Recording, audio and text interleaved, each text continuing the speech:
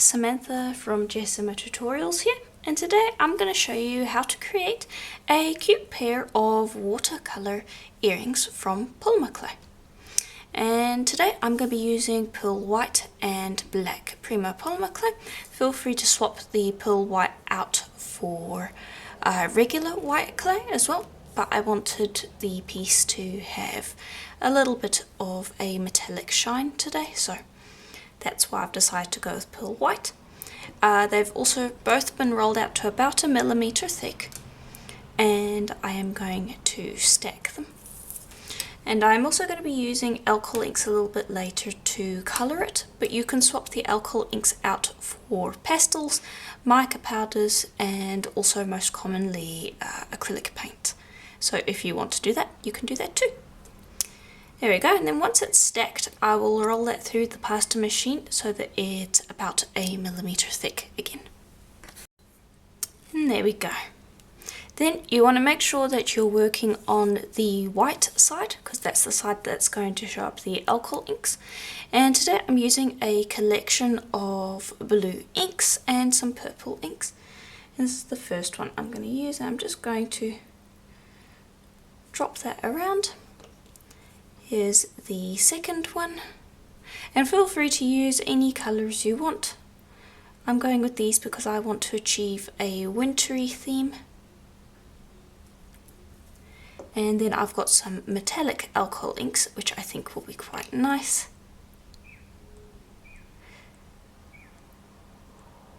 There we go. And lastly, I have this purple one.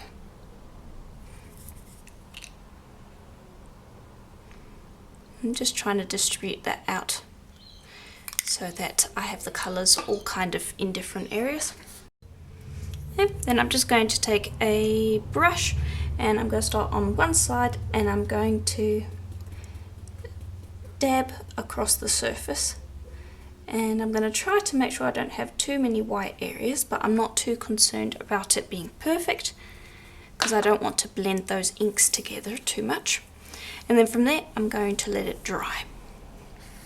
And one last thing I want to do before I let it dry is I actually think adding some silver will look quite nice, so I'm going to add this.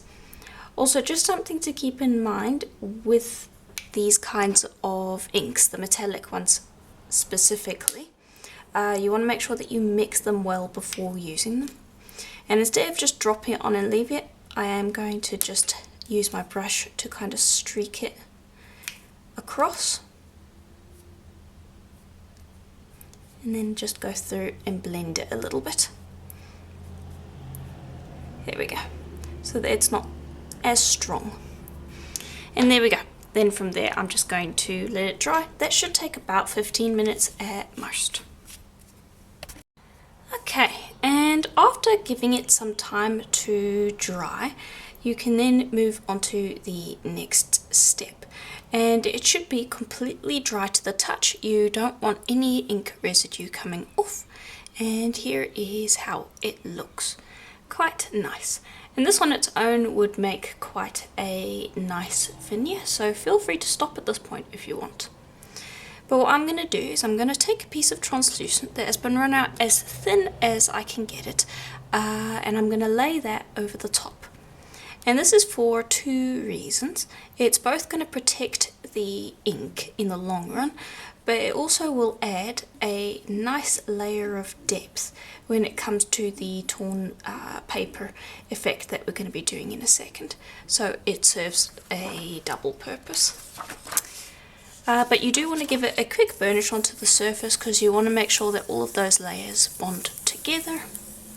And the thinner the translucent, the better this is going to look. Okay, and at this point I am going to trim away the extra translucent, and then I'm going to pop that through the pasta machine one more time to bring it back down to 1mm thick. And then from there I am going to rip pieces off, and I'm going to do the watercolor effect.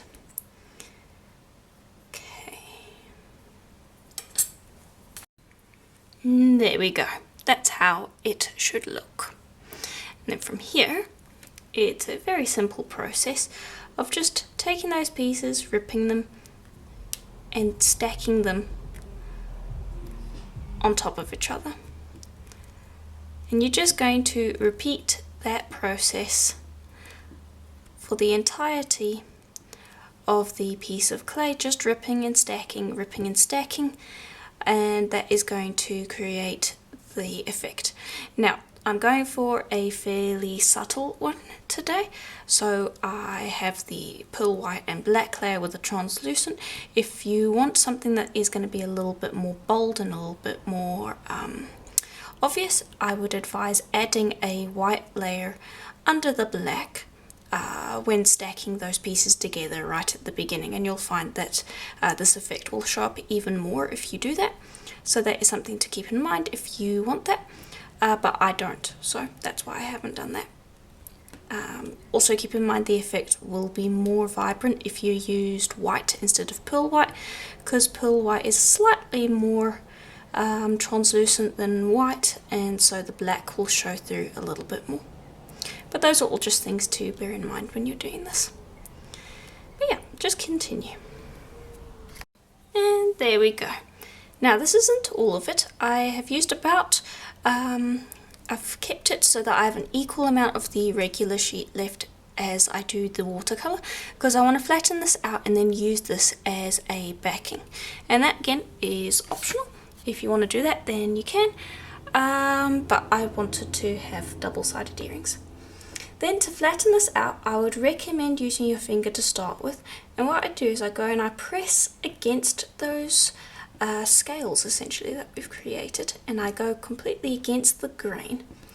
That way when I'm flattening it, I'm pressing it in such a way that it's pushing the clay in the direction so that I reveal the black line a little bit more, whereas if you go in the opposite direction, it will push the top layer of clay over so that it hides the black a bit more.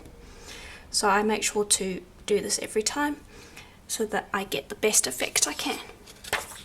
Then just grab a piece of paper, and I'm going to just use a roller, and I'm just going to roll back and forth, flattening this out. Let's see, that's basically how it should look. I'm going to continue going a little bit more just so that it's completely flat. Then I will just lift that up, and I want to show you what the back looks like, because that can create an interesting effect if you want to keep that. But I am going to be placing this over the top.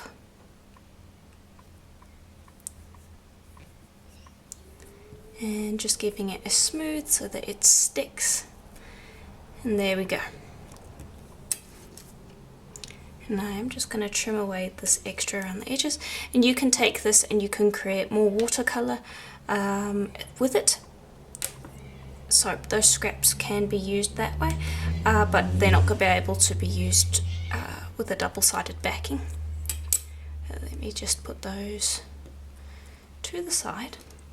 And I'm going to leave the front exactly as it is, but for the back I want to apply a silk screen to it.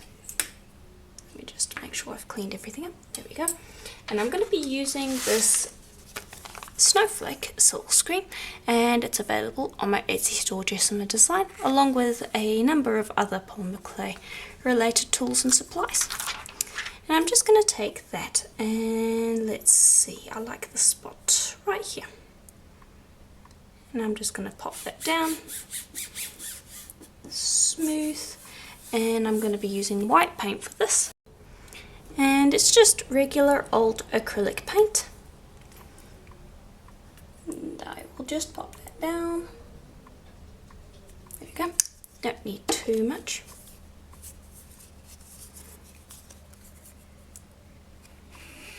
And I'm swiping from that direction because that's the widest point of the piece of clay, so that's why I'm swiping in a little bit of an unusual direction.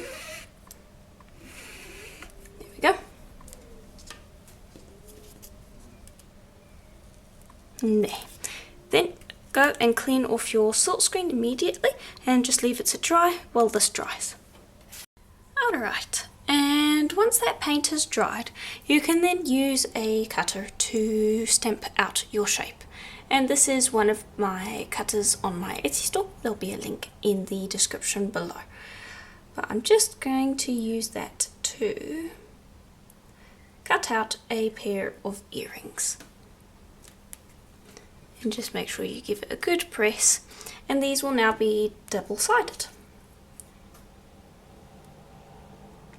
Here we go, I think that looks good. Okay, and I only want one pair of earrings for the moment, so I'm not going to cut out the rest of the piece. I'm just going to trim away this excess clay, because this over here will be scraps, and then this on the side I will save for other projects that I have planned. And to bake, I've just popped them on a piece of plain printing paper, and you can see that they are double-sided. That's what the other side looks like. And I'm going to bake them for about 40 minutes at Primo's recommended temperature. The translucent will clear up, and then from there I'll give it a light sand and proceed with resining both sides. And here they are out of the oven. And this is the side with the snowflakes, and even better is the side with the watercolor. And this has turned out really nicely. I'm very happy with how that is. And here's the original piece. You can see how it looks pretty much the same, but that translucence cleared up and you've just got a sharper, more crisp image. But yeah, that is how it looks. Here's how the snowflake side looks. That also has sharpened up. But for now, I am going to start resining. I'm not sure if I'm going to resin the snowflake side. I might just add a varnish to it, but this side I definitely am, because the resin is going to look really nice on these pieces. And I'm going to be using this UV resin, and all I'm going to do is I'm just going to pop that onto the surface. And hopefully you'll be able to see how that really brings up the shine, and it already was looking really nice before. This just, oh, so happy with how this one turned out. I don't remember the last time I used alcohol ink to colour a watercolour. If you remember and have watched that video, let me know in the comments below which one it is. But I'm almost tempted to say that I haven't used alcohol ink before in a video to show how it would look on a watercolour. I know I've used pastels, mica powders and paint before. And I don't think I have done this kind of blue watercolour before, and blue is my favourite colour, so I'm very biased towards this being my favourite watercolour so far. But yes, I am very, very happy with how this turned out. Very nice pair of winter earrings. Alright, and these are then going to go under the UV light for about 15 minutes just to get that resin to cure up. You can also put that in direct sunlight and it will work too. And then after that I'm going to flip them over and I will show you how to apply a gloss varnish. And here is how they look once the resin has cured. And you can see they look just downright glossy now at this point. And now I'm going to just varnish the other sides. You feel free to apply resin if you want to, but for me I'm just going to apply a layer of Varnishing gloss varnish. And that should take about 15 minutes to dry, and then from there I can drill and assemble them. And I think one layer of gloss varnish should be enough. You can apply more than one if you feel like it needs a little bit more shine to it. Just make sure that you let it dry between coats. But yeah, if you liked the video so far, consider leaving a like and subscribing, as I do videos just like this every single day. And if you have any questions, comments, suggestions, consider leaving a comment down below and I will get to that as soon as possible. And here is how that looks once both sides have dried.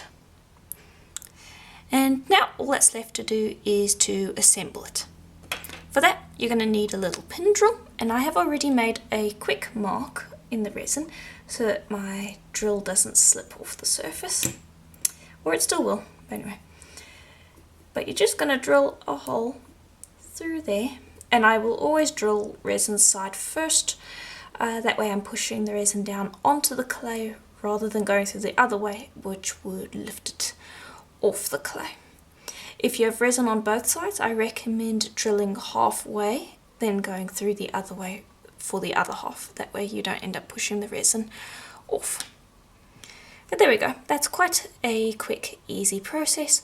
I'll ream it a little more just to clear it up completely. Here we are. Then all that I'm going to do is attach a jump ring and an ear wire. I'm going to leave these nice and simple. This also, I am making a pair of earrings, but this would also look very nice as a pendant, especially if you made a couple more pieces with the graduated cutters. I have made necklaces before with that set, and it does turn out quite well, so do consider doing that. It's definitely worth it, especially if you wanted to make a matching pair of earrings and a necklace. But there we go. I have done the other one as well. But that's how they look. I'm quite happy with these, especially the watercolor. It just turned out really nice. It's got a really nice wintry, crisp feel to it. And they're double-sided, which is always quite nice. But yeah, let me know what you thought in the comments below. If you liked the video, consider leaving a like and subscribing, as I do videos just like this pretty much every single day.